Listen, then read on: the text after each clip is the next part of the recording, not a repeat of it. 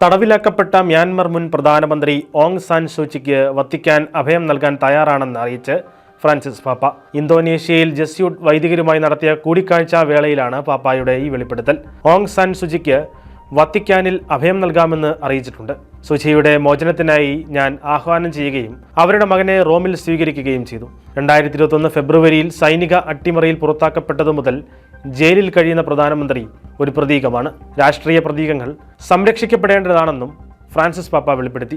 September 2 മുതൽ 13 വരെയുള്ള തീയതികളിൽ തെക്ക് കിഴക്കൻ ഏഷ്യയിലെയും ഓഷ്യാനിയയിലെയും 4 രാജ്യങ്ങളിലേക്കുള്ള തന്റെ പര്യടനത്തിനിടെ ജക്കാർത്തയിലെ അപ്പസ്തോലിക് നൂൺഷ്യേച്ചറിൽ 200ഓളം ജസ്യൂട്ടുകളുമായി നടത്തിയ സ്വകാര്യ കൂടിക്കാഴ്ചയിലാണ് മ്യാൻമറിലെ സ്ഥിതിഗതികളെക്കുറിച്ച് പാപ്പ സംസാരിച്ചത്.